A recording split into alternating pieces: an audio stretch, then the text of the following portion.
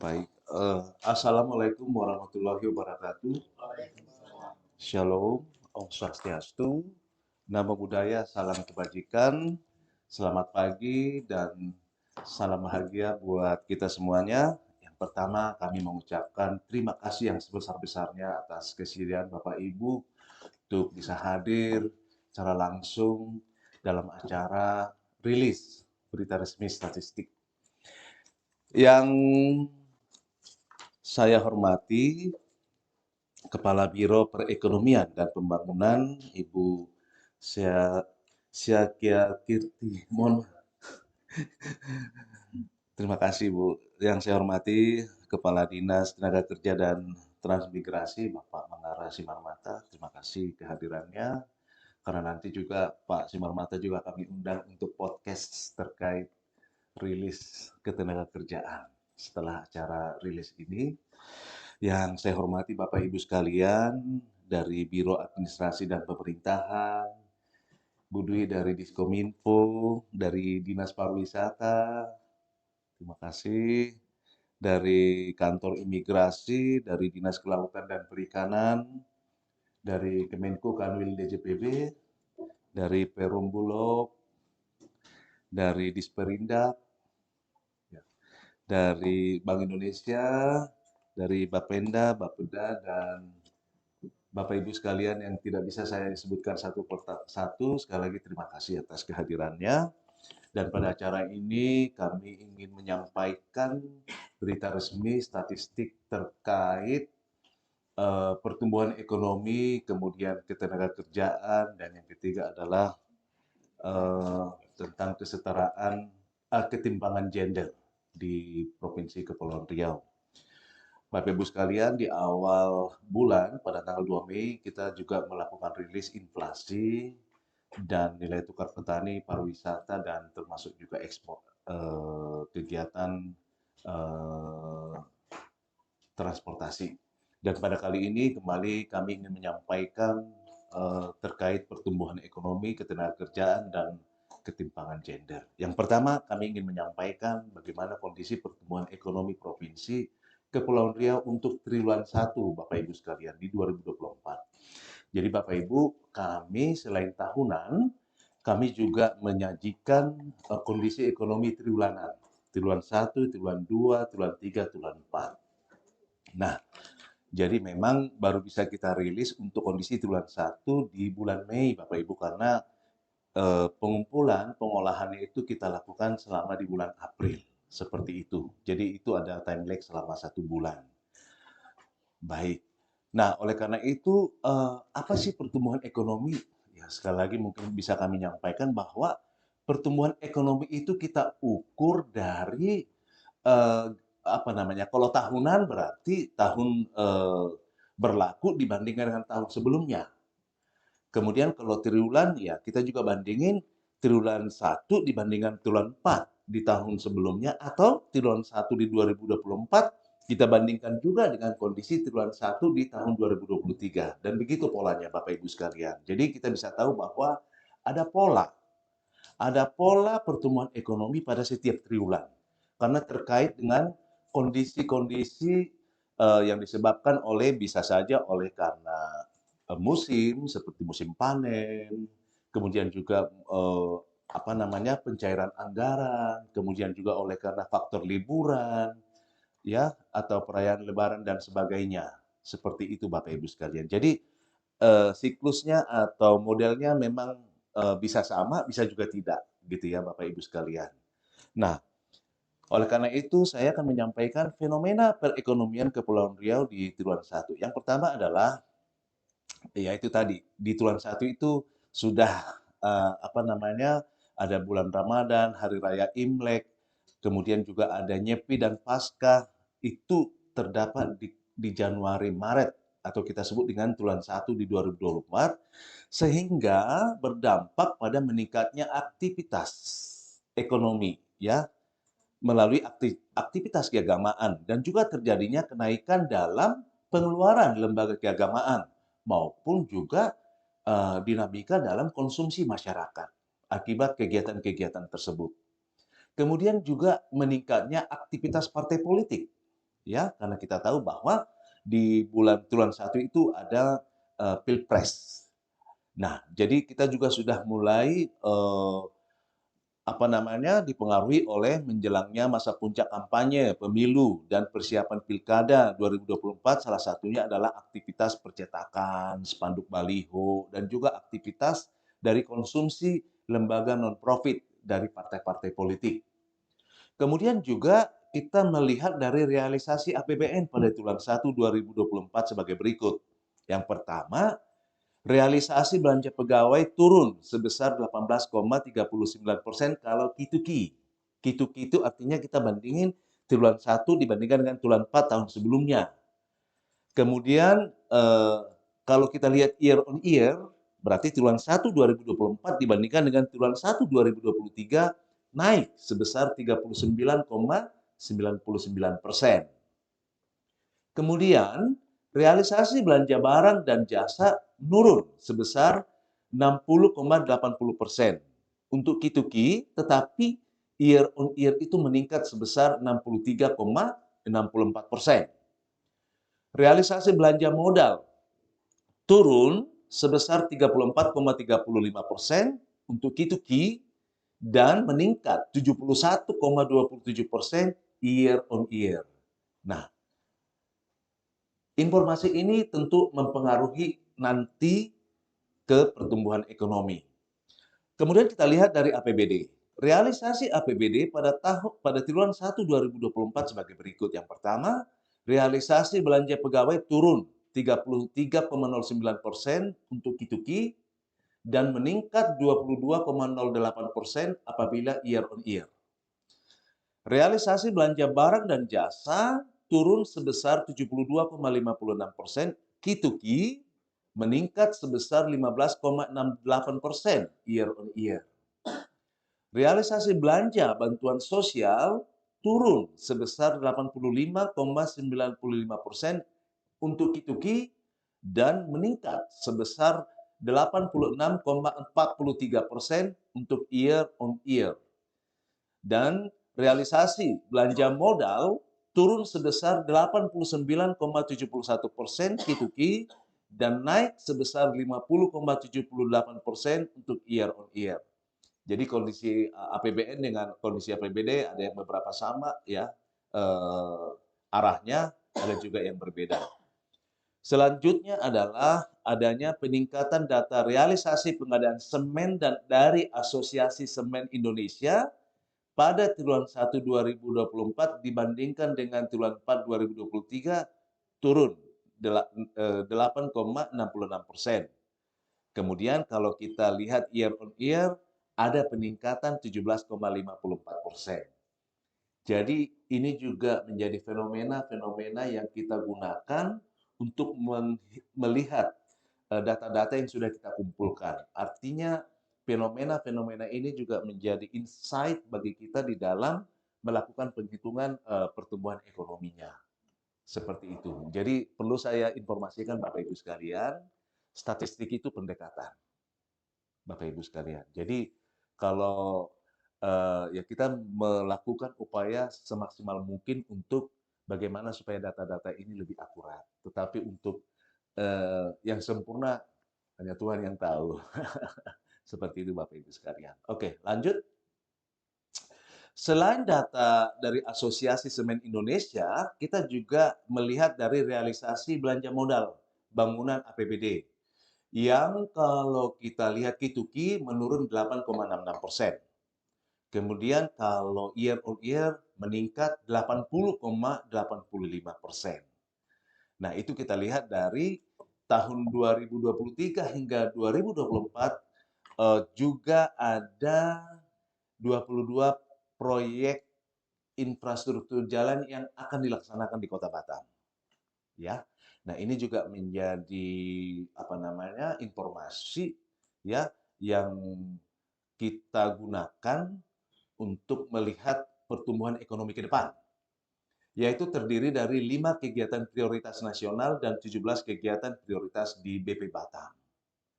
Selanjutnya ada 5 proyek kegiatan prioritas nasional yang akan dilaksanakan hingga tahun 2024 ini, antara lain pembangunan jalan koridor utama dari Simpang Laluan Madani hingga ke Simpang Bundaran Punggur. Selanjutnya, pembangunan Jalan Yosudarso tahap 3, jalan koridor utama sepanjang 2,6 km dari Bundaran Punggur hingga ke Simpang Bandara Hang Nadim. Dua proyek prioritas nasional lainnya adalah pembangunan Bundaran Punggur dan Bundaran Bandara dengan diameter bundaran 100 meter yang belum termasuk badan jalan. Nah, ini juga informasi yang kita dapatkan untuk memastikan ya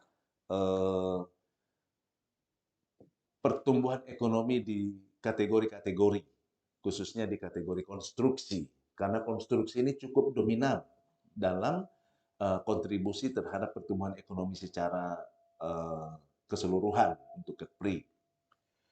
Secara kituki, dari angka sementara ekspor pada triwulan 1 2024 terlihat bahwa ekspor barang turun 0,33%. Ekspor migas juga turun 11,50% dan non-migas meningkat 2,31%. Secara year on year. Dari angka sementara ekspor pada triwulan 1 2024 terlihat bahwa ekspor barang turun 8,18%, ekspor migas turun 10,77% dan non-migas naik 7,63%. Dari angka sementara jumlah penumpang kapal domestik yang berangkat embarkasi pada triwulan 1 2024 jika dibandingkan dengan triwulan yang sama pada 2023 year on year mengalami kenaikan 5,69%. Dan untuk penumpang yang turun, debarkasi mengalami kenaikan sebesar 0,59%. Untuk jumlah wisatawan mancanegara, pada triwulan 1 2024 mengalami kenaikan 11,66% year on year. Kemudian kalau untuk Kituki mengalami penurunan sebesar 11,70%. Karena triwulan 4 itu bagian dari musim liburan ya, akhir tahun. Jadi kalau dibandingkan dengan triwulan 1 artinya aktivitas ekonomi di triwulan 4 biasanya lebih tinggi. Jadi kalau kita polanya triwulan 1 ke triwulan 2 makin meningkat, puncaknya di triwulan 3, biasanya seperti itu ya, baik dari kategori industri, baik dari kategori perdagangan, kemudian juga 4 juga masih tinggi, tapi biasanya perdagangan di 4, ketiga di industri gitu ya, pola-polanya seperti itu. Nah, fenomena-fenomena inilah yang menggambarkan kondisi seperti itu. Next. Baik, dengan demikian dari fenomena-fenomena, kemudian juga dari pengumpulan yang sudah kita ambil data-datanya dari Bapak Ibu sekalian, gitu ya. Ini kita gunakan untuk melihat bagaimana pertumbuhan ekonomi kita di triwulan 1. Pertumbuhan ekonomi Kepulauan Riau di triwulan 1 Januari sampai Maret dibandingkan dengan triwulan yang sama di tahun 2023 tumbuh sebesar 5,01%. Ya, kemudian kalau kita lihat Kituki, triwulan 1 2024 dibandingkan dengan triwulan 4 2023 mengalami penurunan. Ini pola yang berulang ya Bapak Ibu sekalian. 2,79%. Ya, dalam bentuk nilai tidak perlu saya sampaikan, nanti kita bisa lihat ya, sekitar kalau nilai PDRB atas dasar harga konstan. Jadi penghitungan pertumbuhan ekonomi itu kita lihat dari PDRB atas dasar harga konstan. Jadi artinya real, lebih kepada pertumbuhan produksinya dengan nilai tertimbang harga di tahun konstan. Ya, tahun 2020 ya konstan ya. Masih 2010. Ya, kita masih menggunakan 2010. Dan ke depan kita akan merubah harga konstan sesuai dengan perkembangan zaman. Ya, jadi intinya yang mau saya sampaikan adalah ini pertumbuhan ekonomi itu kita lihat dari pertumbuhan produksinya, ya, dengan pertimbangan harga konstan, begitu ya. Tapi untuk menghitung PDRB per kapita nanti kita lihat dari harga berlaku, ya, harga berlaku. Nah, Sehingga kalau kita lihat secara total Q2Q adalah minus 2,79%, kemudian yang year on year 5,01%. Kemudian kalau kita keluarkan migas, ya, karena ada dua memang informasi yang kita sampaikan, bagaimana kalau kondisi migas dikeluarkan. Q2Q juga ternyata masih kontraksi atau minus 2,34%, namun year on year meningkat lebih tinggi, 5,96%. Next. Kalau kita lihat secara series, ya, untuk Q2Q, ini adalah polanya. Polanya memang hampir sama, hanya saja pada tahun 2020 ini memang polanya berubah akibat pandemi kemarin. Tentunya kegiatan ekonomi juga banyak yang kolaps atau stagnan gitu ya, tetapi ada juga yang berkembang. Nah, itu akan mempengaruhi polanya.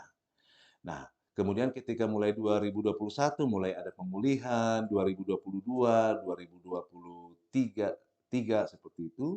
Nah, kita lihat pola di triwulan 4 biasanya tinggi ya dibandingkan dengan triwulan-triwulan sebelumnya. Nah, untuk tahun 2024 kita mulai dari triwulan 1 itu untuk Q2Q minus 2,79%. Kemudian yang di bawah adalah pola year on year. Jadi triwulan berlaku dibandingkan dengan triwulan sebelumnya.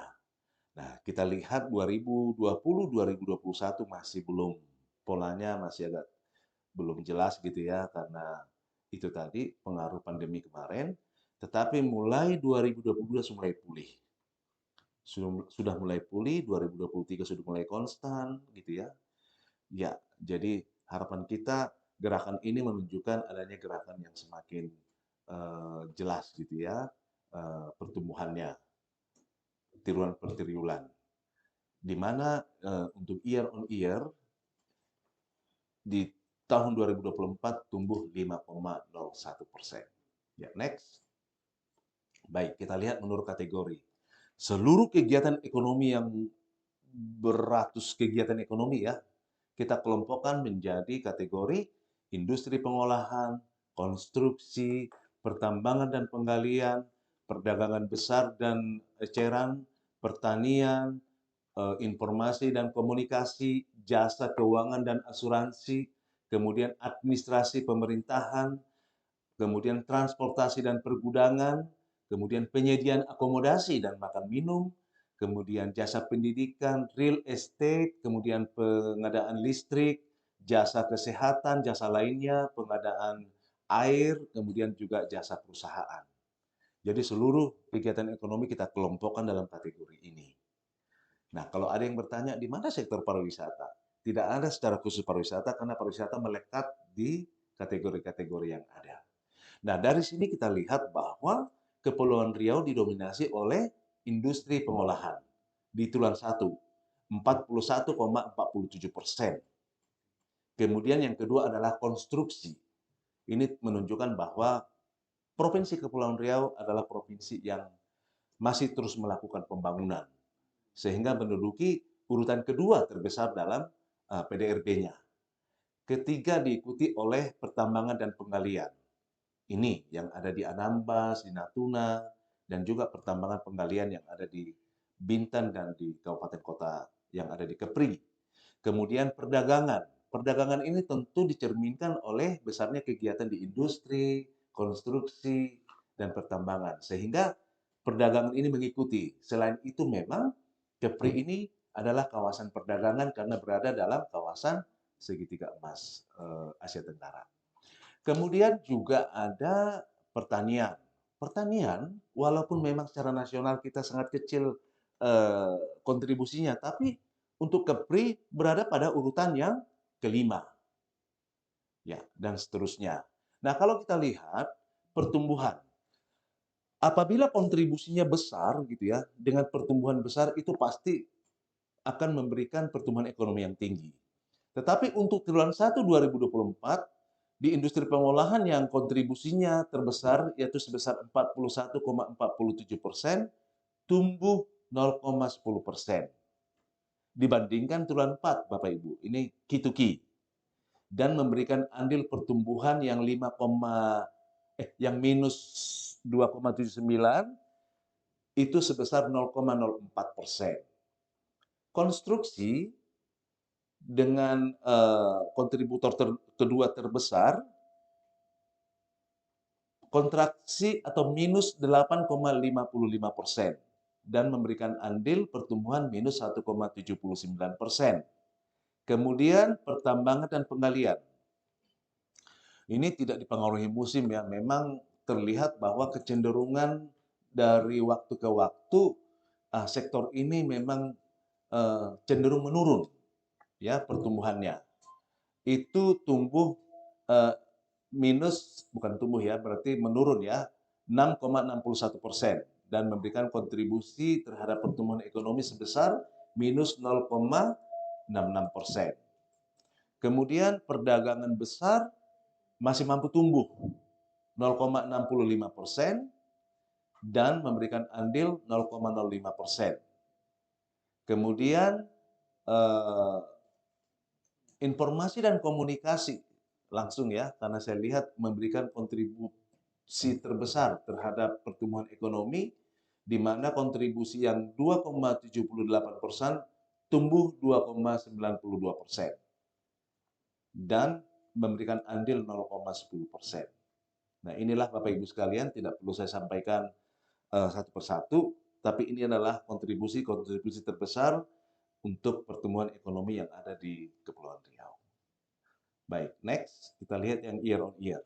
Year on year itu lebih menggambarkan lebih apa namanya ya, tahun ke tahun ya, walaupun kita lihat per triwulan. Nah, masih dari industri pengolahan dengan tumbuh 3,87%. Jadi memang secara alami memang bertumbuh, gitu. Hampir semua tumbuh, ya. Bahkan tertinggi itu tumbuh di konstruksi, tumbuh 13,89% dan memberikan kontribusi atau andil pertumbuhan 2,53%. Tadi untuk pengolahan andilnya 1,65%. Kemudian yang ketiga adalah dari administrasi pemerintahan, pertahanan, dan jaminan sosial wajib. Itu tumbuh besar, 25,50% dengan memberikan andil 0,45%. Ya. Jadi kalau kita lihat tadi dari fenomena-fenomena ini digambarkan dari pertumbuhan ini. Kenapa tinggi di administrasi pemerintahan? Di sana ada belanja pegawai, ada gaji THR ya. THR itu mempengaruhi gitu ya. Ada di bulan Maret ya, kalau nggak salah ya, pencairan gaji ke-13 gitu. Jadi memang itu mendukung ya terjadinya pertumbuhan di sektor administrasi pemerintahan ini. Kemudian juga tadi konstruksi, juga tadi ada dari informasi dari Asosiasi Semen Indonesia juga memberikan penjelasan terhadap tingginya pertumbuhan yang ada di konstruksi dibandingkan dengan triwulan yang sama di tahun sebelumnya. Demikian juga untuk industri pengolahan. Walaupun memang pertumbuhannya tidak terlalu signifikan, tumbuh 3,87%. Ya, dan seterusnya sampai ke jasa perusahaan. Ya, lanjut. Itu tadi dari sisi produksi. Bapak Ibu sekalian, PDRB itu memang ada 3 ya pendekatannya. Yang pertama dari produksi, yang kedua dari pengeluaran, yang ketiga dari pendapatan. Tetapi yang biasanya kita sajikan publikasi adalah dari sisi produksi, kemudian dari sisi pengeluaran. Ya, tadi saya sudah sampaikan dari sisi produksi menurut kategori. Nah, ini adalah dari sisi pengeluaran. Jadi PDRB yang dari sisi produksi itu dikemanain? Nah, itu bisa kita lihat dari pengeluaran. Sebagian besar dan terbesar itu ternyata digunakan untuk pembentukan modal tetap bruto. Ya, seperti pembangunan gedung-gedung baru gitu ya. Kemudian juga untuk pembelian atau mesin-mesin yang baru dan sebagainya. Itu kita kelompokkan dalam PMTB, pembentukan modal tetap bruto. Kemudian sebagian lagi digunakan untuk konsumsi rumah tangga yang kita konsumsi sehari-hari, gitu ya. Kan, nilai tambah yang kita dapatkan itu kan kita konsumsi lagi. Nah, itu kita kelompokkan dalam konsumsi rumah tangga. Kemudian juga sebagian untuk diekspor. Nah, tapi dalam hal ini net ekspor. Ekspor dikurang impor, kita sebut dengan net ekspor. Kemudian sebagian untuk konsumsi pemerintah dan konsumsi lembaga non-profit. Nah, dari 5 komponen ini, terbesar adalah di PMTB, ternyata di triwulan 1 ya, dibandingkan dengan triwulan 4 tahun 2023 menurun sebesar 2,21% dan memberikan andil terhadap pertumbuhan yang sebesar minus 2,79% tadi sebesar eh, minus 0,91%. Yang kedua dari konsumsi rumah tangga masih mampu tumbuh 0,49%. Kenapa kok masih tumbuh? Ya, karena itu tadi, apa namanya, secara tidak langsung ada beberapa fenomena-fenomena tadi mempengaruhi ya terhadap peningkatan konsumsi rumah tangga. Apakah itu terkait mendapatkan THR, ya, juga persiapan dalam rangka bulan puasa dan sebagainya, dan memberikan andil 0,19%. Nah, net ekspor masih ada selisih, ya, ekspor impor. Nah, inilah keunggulan di Batam ini ya, di apa di Kepri, ya. Artinya ekonomi kita juga masih dipengaruhi oleh kegiatan industri tadi. Dari kita lihat dari selisih ekspor impor yang sebesar 10,82% kontribusinya dan tumbuh besar Bapak Ibu 47,21% dan memberikan andil 5,27%. Cukup besar. Kemudian konsumsi pemerintah eh, dengan kontribusi 2,71%, tapi masih mengalami penurunan ya dibandingkan dengan triwulan sebelumnya. Ya, biasanya kan seluruh pelaksanaan kegiatan pembangunan yang didanai oleh APBN APBD kan biasanya diselesaikan di triwulan 4. Sehingga kalau dibandingkan triwulan 1, ya menurun 62,92% dan memberikan andil pertumbuhan minus 4,25%. Kemudian konsumsi lembaga non-profit tadi, walaupun share-nya kecil, tapi itu tadi aktivitas terkait pilkada, terkait pilpres, itu memberikan pertumbuhan 4,57% dan andilnya 0,01%. Selanjutnya adalah year on year untuk pengeluaran. Next. Nah, year on year dibandingkan dengan tahun sebelumnya di triwulan 1, ternyata semuanya komponen mengalami pertumbuhan. PMTB tumbuh 8,36% dan memberikan andil pertumbuhan terbesar sebesar 3,35% dari total tadi 5,01% Bapak Ibu. Konsumsi rumah tangga 4,83% dan andilnya 1,92%. Nah, untuk sebagian besar provinsi biasanya konsumsi rumah tangga ini juga menjadi kontributor terbesar ya, yang mendorong pertumbuhan ekonomi biasanya dari konsumsi. Tetapi untuk Kepri kita lihat bahwa PMTB ternyata mendorong pertumbuhan ekonomi secara umumnya ya di Kepri. Nah, kemudian kita lihat net ekspor juga mengalami pertumbuhan sebesar 6,11% dan memberikan andil pertumbuhannya sebesar 1,02%. Konsumsi pemerintah juga tumbuh 8,09%, kemudian juga konsumsi lembaga non-profit tumbuh cukup tinggi ya dibandingkan tahun 2023 yaitu sebesar 17,76%. Ya, next. Baik, kita lihat secara nasional ya dibandingkan dengan 34 provinsi, Kepri memang berada pada kelompok yang pertumbuhan minus ya. Tapi kita lihat Jawa Tengah tumbuh, Jawa Timur, Yogyakarta, Banten. Ini adalah daerah-daerah kenapa tinggi? Eh, Tentunya didukung oleh musim panen pertanian ya, Bu Suci ya. Iya. Kenapa tinggi gitu? Kita lihat memang daerah-daerah ini adalah daerah yang pertaniannya cukup besar, di mana ada mulai musim panen mulai dari Maret tentu akan berimbas terhadap pertumbuhan ekonomi wilayahnya. Nah, kita lihat bahwa untuk Kituki, peringkat kita berada di 24 ya, dibandingkan 34 provinsi yang lain. Kemudian kalau year on year, ya, kita berada pada peringkat 12. Ya, yang pertama adalah Papua dengan peningkatan 17,49%, kemudian Maluku Utara, kemudian Sulawesi Tengah. Nah, kita lihat ini kenapa tinggi? Ini adalah daerah-daerah eh, yang kontribusi pertambangan penggaliannya cukup besar, ya. Jadi ini mempengaruhi gitu dibandingkan dengan triwulan sebelumnya. Di triwulan yang sama di tahun sebelumnya. Ya. Nah, kalau kita lihat 5,01 ini cukup tinggi loh kalau wilayah Sumatera, ya. Karena Sumatera hanya Sumatera Selatan yang di atas Kepri, ya. Nanti kita lihat di slide berikutnya. Dan terendah itu Kepulauan Bangka Belitung, Bapak Ibu sekalian, 1,01%. Tentunya kita tahu apa penyebabnya.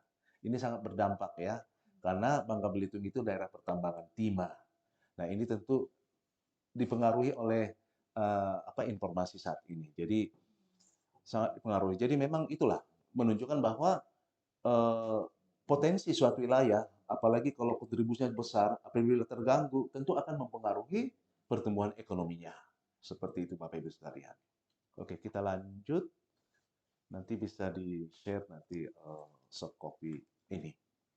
Kita lihat di Sumatera, bagaimana distribusi PDRB pada tahun triwulan 1.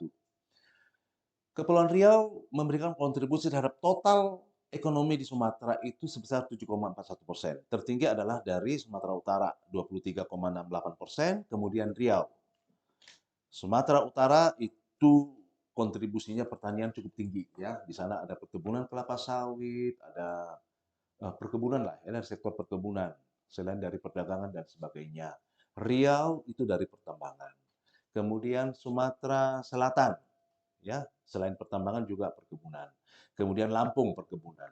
Nah, Kepulauan Riau ternyata pada urutan kelima, ya, potensi ekonomi se-Sumatera. Dan di bawahnya ada Sumatera Barat, ada Jambi, ada Aceh, ada Bangka Belitung dan Bengkulu.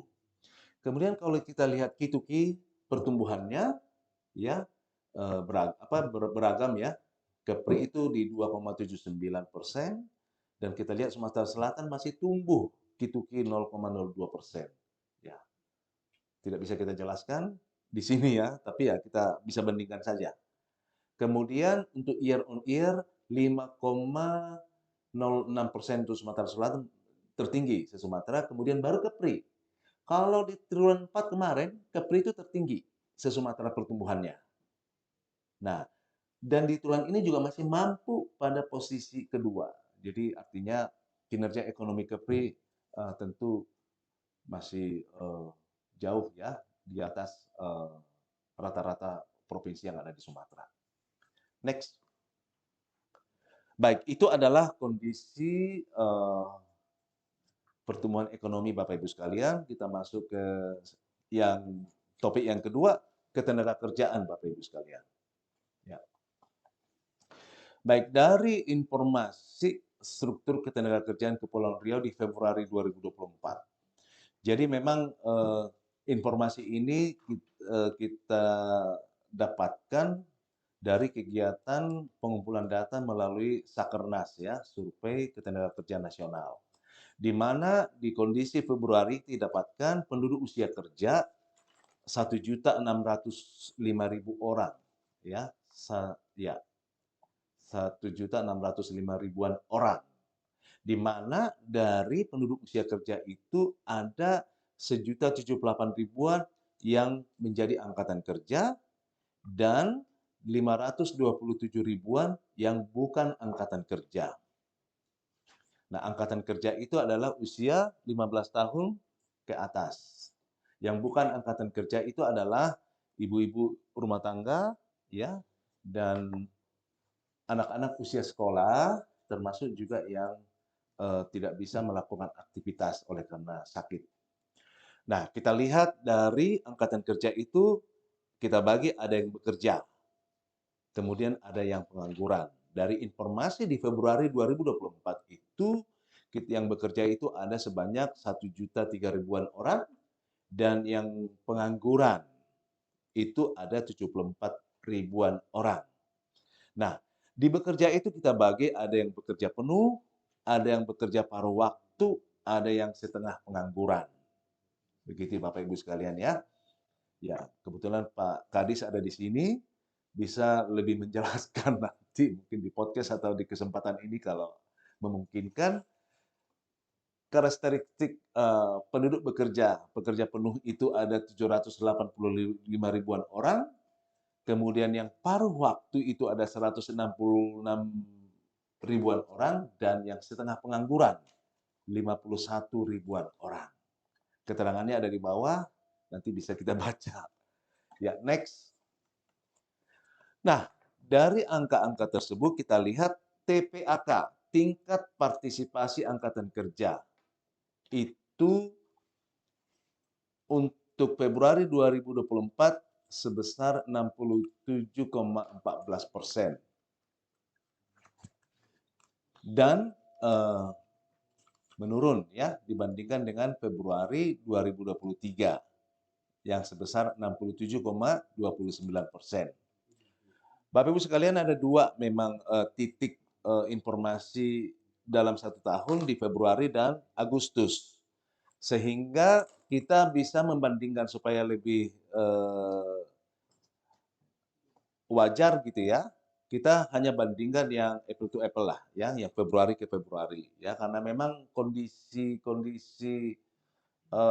waktu itu mempengaruhi ya musimannya. Jadi kita bandingkan dengan Februari 2023. Nah, kalau kita lihat laki-laki menurut jenis kelamin untuk 2024 ke 2023, penduduk pekerja laki-laki meningkat ya dari 83 ribuan ke 84 ribuan. Sementara perempuan menurun dari 50 ribuan ke 49 ribuan. Berbeda memang ketika kita bandingkan dengan 2022 ke 2023 ya. Ada peningkatan di laki-laki, demikian juga di perempuan. Seperti itu. Jadi selama setahun terakhir TPAK laki-laki mengalami peningkatan, sedang TPAK perempuan mengalami penurunan untuk kondisi 2024 dibandingkan dengan 2023. Next. Kemudian kita lihat jumlah dan tingkat pengangguran.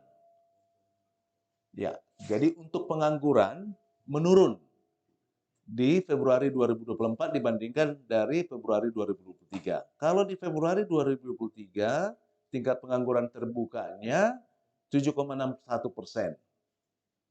Ya, sebanyak 84 ribuan, dan menurun di Februari 2024 menjadi 6,94%.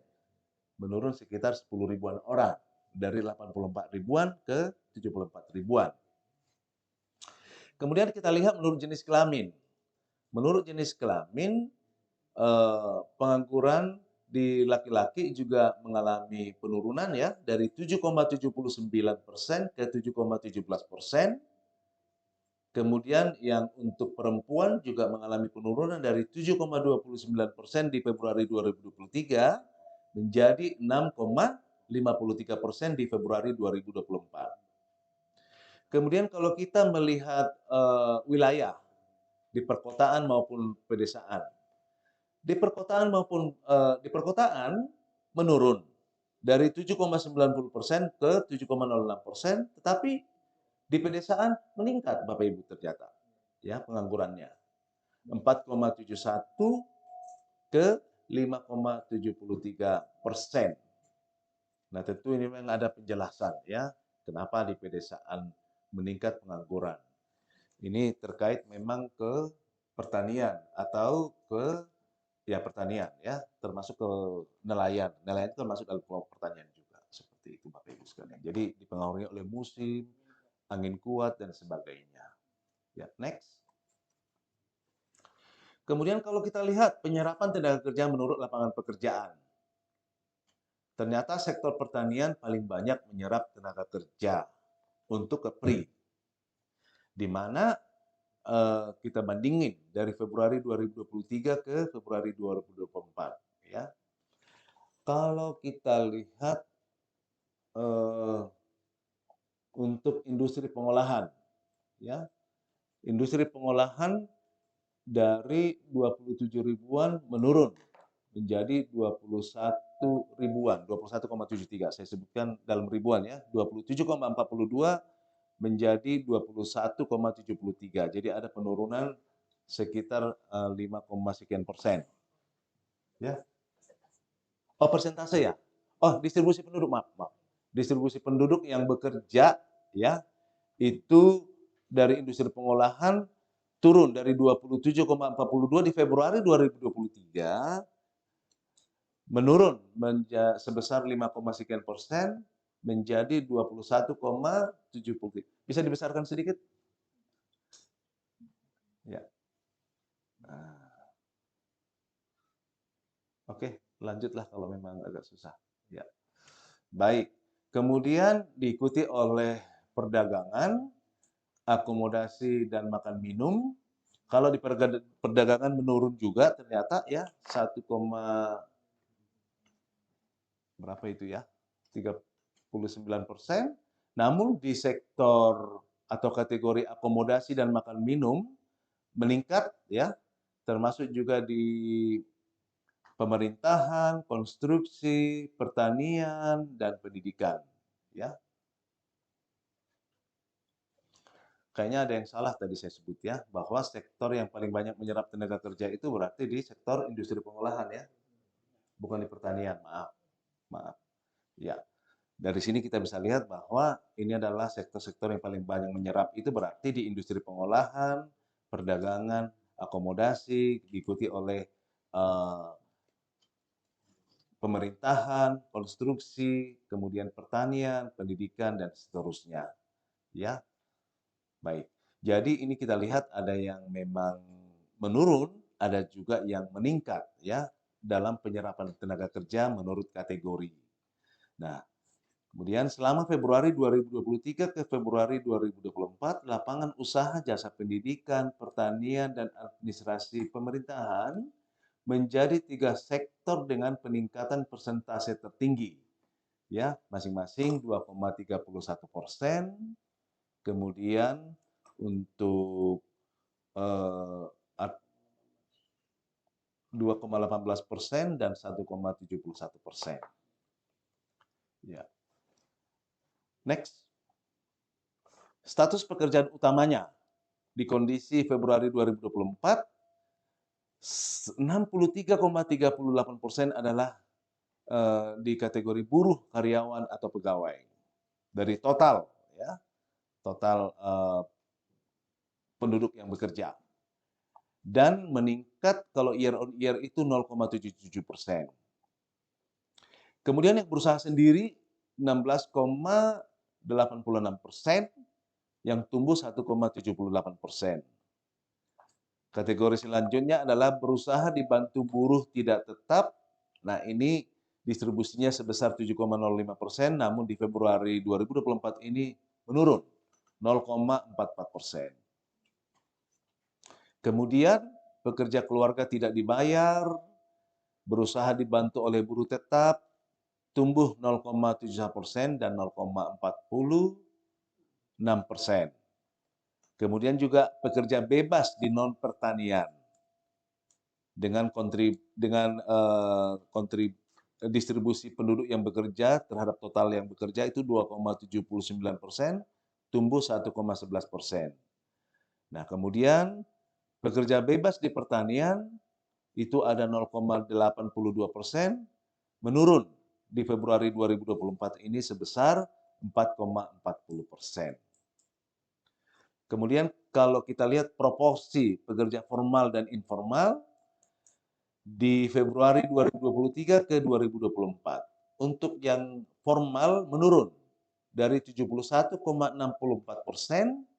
ke 66,80% dan sebaliknya yang informal meningkat dari 28,36% ke 33,20%.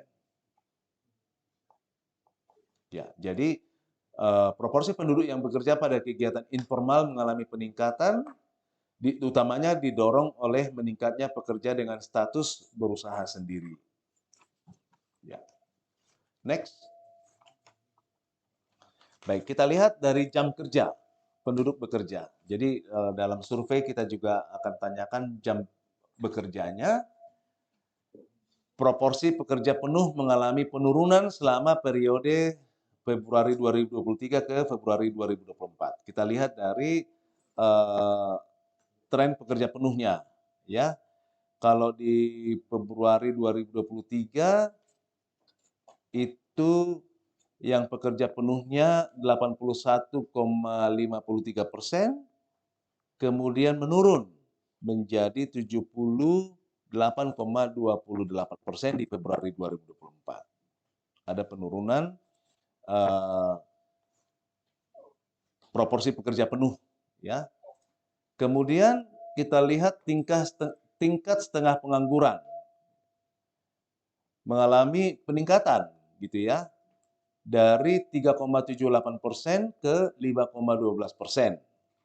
Sementara untuk yang demikian juga untuk yang tingkat pekerja paruh waktu juga meningkat, ya, 14,68% ke 16,60%. Jadi artinya penurunan di pekerja penuh diiringi dengan peningkatan pada tingkat setengah pengangguran maupun di tingkat pekerja paruh waktu.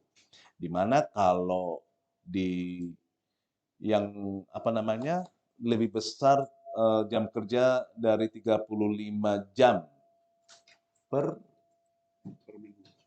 minggu. Ini kategori per minggu, ya. Ada 78,28%, ya, di Februari 2024. Kemudian yang dari 1 sampai 34 jam kerja itu ada sebanyak 217 ribuan orang atau 21,72%. Ya, jadi ini adalah perbandingan jumlah kerja. Jadi ada hampir sebagian besar memang yang jam kerjanya di atas 35 jam dalam satu minggu. Nah, ini adalah juga mengukur tadi, ya, apakah dia pekerja penuh atau setengah pengangguran ataupun pekerja paruh waktu. Baik, selanjutnya kita lihat dari tingkat pendidikan yang bekerja. Kondisi Februari 2024 terbesar itu adalah tingkat pendidikan SMA, 31,21%. Kemudian diikuti oleh pendidikan SD ke bawah, Bapak Ibu sekalian, 20,51%. Nah, ini kita lihat untuk yang SMK 19,02%. Jadi kalau SMK digabung dengan SMA sekitar 50% lebih, ya. Tingkat pendidikan penduduk kita yang bekerja di Kepri ini sebagian besar, ya, separuh, lebih dari separuh tingkat pendidikannya adalah SLTA. Baru diikuti oleh SD ke bawah. Nah, bagaimana yang diploma 1, 2, 3 itu hanya 4,31%, tetapi untuk yang diploma 4 sampai ke S3 cukup tinggi juga, ya, 16,05%. Ya, dari total yang bekerja, dan sisanya adalah dari yang tingkat pendidikan SMP. 8,91%. Ya, jadi kalau dari total penduduk yang bekerja ada 20,36% yang bekerja dengan pendidikan diploma ke atas. Cukup tinggi sebetulnya, ya, dibandingkan nasional. Ya, next. Nah, itu tadi mengenai ketenagakerjaan. Yang terakhir adalah terkait indeks ketimpangan gender untuk Provinsi Kepulauan Riau tahun 2023. Adapun dimensi dan indikator dalam pengukuran indeks ketimpangan gender itu ada 3, Bapak Ibu sekalian. Yang pertama adalah dari sisi kesehatan reproduksi, di mana di kesehatan reproduksi kita lihat proporsi perempuan usia 15 sampai 49 tahun yang melahirkan anak lahir hidup tidak di fasilitas kesehatan. Kemudian yang kedua dari sisi kesehatan reproduksi ini juga proporsi perempuan 15 sampai 49 tahun yang saat melahirkan anak lahir hidup pertama berusia di bawah 20 tahun. Nah, ini juga menjadi indikator ya di dalam pengukuran indeks ketimpangan gender dari sisi dimensi kesehatan reproduksi. Kemudian dimensi yang kedua adalah pemberdayaan. Persentase penduduk 25 tahun ke atas dengan pendidikan minimal SMA. Kemudian yang kedua adalah persentase anggota legislatif. Kemudian adalah dari dimensi pasar tenaga kerja dengan tingkat partisipasi angkatan kerja perempuan, ya, dibandingkan dengan laki-laki. Nah, semakin kecil nilai indeks ketimpangan gender, maka semakin rendahlah ketimpangan yang terjadi antara laki-laki dan perempuan. Ya, next. Nah, hasilnya adalah bahwa untuk KEPRI, indeks ketimpangan gender di tahun 2023 sebesar 0,348. Artinya adalah masih terdapat ketimpangan antara laki-laki dan perempuan dalam 3 dimensi. Tetapi capaian IKG ini lebih baik dibandingkan dengan tahun-tahun sebelumnya. Nah, kemudian kalau kita lihat dari dimensi kesehatan reproduksi, di mana proporsi perempuan 15-49 tahun yang melahirkan anak lahir hidup tidak di fasilitas kesehatan dari 0,030 meningkat menjadi, oh bukan, maaf, ada dua tadi ya indikator. Untuk di 2023 0,030%, untuk yang proporsi perempuan yang 15-49 tahun melahirkan anak lahir hidup tanpa fasilitas kesehatan. Sementara untuk yang kedua tadi ada 0,140 untuk proporsi perempuan usia 15-49 tahun yang melahirkan anak lahir hidup pertama di bawah usia 20 tahun. Nah, kemudian dari dimensi pemberdayaan, persentase penduduk laki-laki dan perempuan 25 tahun ke atas dengan pendidikan SMA. Kalau untuk laki-laki 58,08%, perempuan 60,24%. Artinya persentase perempuan yang bekerja itu lebih tinggi dibandingkan dengan laki-laki. Kemudian persentase penduduk laki-laki dan perempuan di legislatif hampir umumnya laki-laki gitu dari informasi yang kita dapatkan ya. Untuk perempuan yang berada di legislatif itu hanya di bawah 10%, 8,89%. Ya, jadi semakin tinggi artinya perempuan yang berada di anggota dewan mestinya memang itu akan merendahkan indeks ketimpangan gender. Kemudian dimensi ketiga adalah pasar tenaga kerja. Nah, TPAK perempuan masih lebih rendah dibandingkan dengan laki-laki, di mana perempuan di 51,95%, sementara yang TPAK laki-laki 84,92%. Ya, next. Baik, kita lihat secara series untuk perkembangan IKG untuk Kepulauan Riau menurun dari 2022 dari 0,395 ke 0,348. Nah, penurunannya akibat dari penurunan yang di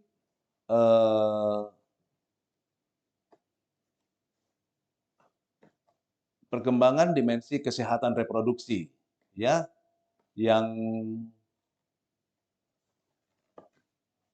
apa namanya, penduduk yang melahirkan ya usia berapa tadi ya, agak panjang sih jadi saya lupa. 15 sampai 49 tahun yang tidak fasilitasi kesehatan. Jadi sudah membaik gitu ya. Tetapi yang usia di bawah 20 meningkat gitu ya. dari 0,125 ke 0,140. Jadi memang di Kepri sepertinya ada peningkatan yang melahirkan di bawah usia 20 tahun ya, dari 0,125 ke 0,140. Tetapi perempuan yang melahirkan dari usia subur itu mengalami penurunan ya, tidak difasilitasi kesehatan, artinya positif sebenarnya gitu ya, dari 0,057 ke 0,030. Kemudian dari sisi tenaga kerja untuk perempuan memang meningkat ya, meningkat. Artinya positif gitu ya. Kemudian kalau dari dimensi pemberdayaan untuk perempuan eh, menurun, nggak bisa dibesar ya, saya kurang bisa jelas kelihatannya. Ya. Tapi kita bisa lihat ya untuk yang perempuan adalah yang warna pink. Nah, sesuai ya Bu ya, seleranya Bu Kepala Biro. Walaupun memang ada peningkatan di persentase penduduk laki-laki dan perempuan dengan pendidikan minimal SMA. Ya, meningkat. Artinya positif ya. Dari 58,40 menjadi 60,24% yang tingkat pendidikan SMA. Seperti ini, Bapak Ibu sekalian. Ya, next. Kalau kita lihat secara nasional, ya, di mana untuk Kepulauan Riau menurun dari 2022 ke 2023 0,047. Kemudian yang terdalam itu ada di Provinsi Yogyakarta dari 0 penurunannya ya Bapak Ibu dari 0,240 ke 0,142. Jadi ada 0,098 poin penurunannya. Sementara di peningkatan tertinggi ada di Kalimantan Tengah ya 0,526 menjadi 0,541 di Februari 2000 di tahun 2023 ada peningkatan 0,015 dibandingkan dengan tahun sebelumnya. Jadi kita bisa lihat yang berwarna abu-abu itu adalah ketimpangan gender di bawah angka nasional, sementara yang lebih gelap itu adalah di atas angka nasional. Ada 20 provinsi. Sementara yang di bawah nasional ada 14 provinsi dan salah satunya adalah Kepulauan Riau. Next. Nah, kalau kita lihat menurut kabupaten kota. Ya, kabupaten kota tertinggi itu di Karimun meningkat dari 0,225 ke 0,401. Jadi ada kenaikan 0,176. Sementara penurunan terdalam itu dari Natuna dari 0,835 menjadi 0,528. Jadi ada penurunan 0,307. Jadi yang berada di atas angka provinsi ada 5 kabupaten, ya. Sementara yang ketimpangan gender di bawah angka provinsi ada 2 kota, yaitu Batam dan Tanjung Pinang. Ya, next. Baik, demikian Bapak Ibu sekalian informasi yang bisa kita sampaikan terkait pertumbuhan ekonomi, ketenagakerjaan maupun ketimpangan gender. Mudah-mudahan informasi ini menambah atau mencerahkan informasi terkait data-data yang bisa kita sajikan dan juga menjadi pertimbangan bagi kebijakan dalam program Bapak Ibu sekalian nantinya. Terima kasih yang bisa kami sampaikan. Mohon maaf jika penyampaian kami ada hal-hal yang kurang berkenan. Dan saya akhiri dengan wabillahi taufiq wal hidayah. Wassalamualaikum warahmatullahi wabarakatuh.